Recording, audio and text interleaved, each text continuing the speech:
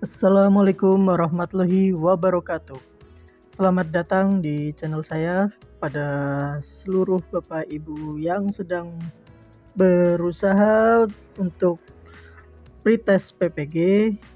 Kita berdoa bersama-sama semoga kita nantinya diberikan hasil yang terbaik. Dan sekarang kita lanjutkan untuk part yang ke-9. Dan sebelum lanjut, saya informasikan kembali untuk bisa klik subscribe terlebih dahulu bagi yang belum subscribe video ini. Dan bagi yang sudah, semoga kita diberikan kemudahan dalam mengerjakan ujiannya nanti. Mari kita lanjutkan videonya dengan judul Kupas tuntas kisi-kisi pretest PPG Mapel Bahasa Indonesia di part yang ke-9. Di part yang 9 ini kita masih ada beberapa KD, yakni KD di SMP dan juga di SMA. Yakni yang pertama nantinya akan disajikan sebuah kutipan teks yang mengandung permasalahan kebahasaan dan kita diminta untuk bisa menentukan permasalahan secara tepat. Nah, permasalahan kebahasaan ini sangat umum, bisa jadi nantinya permasalahan yang dimaksud adalah penutur asing. Nah, penutur asing gimana solusinya? Berarti solusinya adalah BIPA. Kemudian penutur dengan pendidikan rendah, solusinya seperti apa? Atau penutur dengan kondisi geografis yang jauh dari perkotaan. Nah, solusi yang paling sesuai nanti bisa dilihat di pilihan jawaban A, B, C, dan D. Ini adalah salah satu permasalahan tentang kebahasaan. Kemudian yang selanjutnya yakni nantinya akan disajikan sebuah gagasan yang dimana kita diminta untuk bisa mengembangkan paragraf yang berisi penalaran induktif.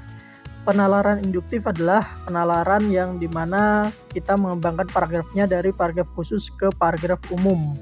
Jadi nanti dari sebuah gagasan itu kita pecah menjadi paragraf induktif, seperti itu kurang lebihnya. Dan yang di soal berikutnya nantinya akan ada sebuah teks di mana kita diminta untuk menganalisis literasi secara fungsionalnya. Maksud dari literasi secara fungsional adalah maksudnya kita diminta untuk meningkatkan kapasitas, tujuan, atau kemampuan diri. Nah, dari hal ini teks yang diberikan kita diminta untuk mengembangkan dari kapasitas, tujuan, dan kemampuan diri, seperti itu. Di soal yang selanjutnya, kalau tadi adalah secara fungsional, nah di sini nantinya akan untuk etika literasi, yakni literasi etik itu maksudnya adalah etika berliterasinya itu seperti apa. Jadi dari teks tersebut kira-kira tepat tidak secara etik keindonesiaan. Begitu.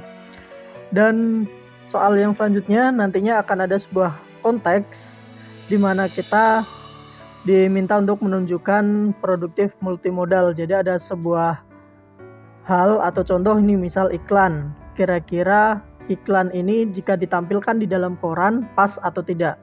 Iklan ini ditampilkan di spanduk pas atau tidak? Nah, ini maksud dari menunjukkan kemahiran berbahasa produktif di multimodal. Dan kemudian nantinya akan ada soal yakni teks multimodal di mana kita nantinya diminta untuk mengevaluasi ketepatan penggunaan teks tersebut dalam pembelajaran bahasa Indonesia. Maksud saya adalah pembelajaran puisi.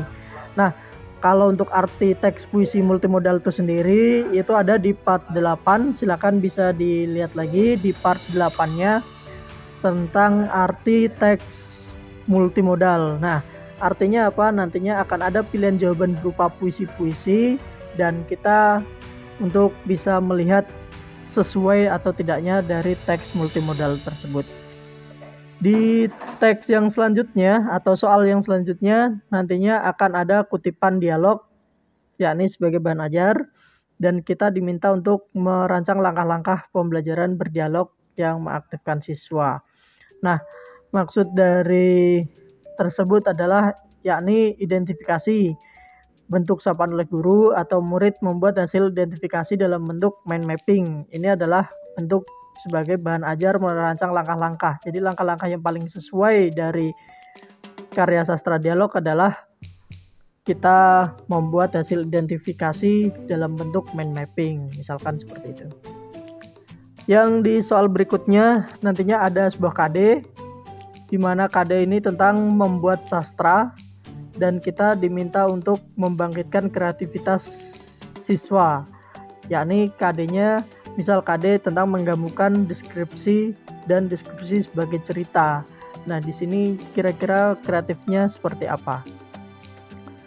Di soal berikutnya nantinya ada sebuah fakta pembelajaran di Indonesia dengan strategi pembelajaran tertentu dan diminta kita sesuai tidaknya dengan tujuan pembelajaran bahasa Indonesia.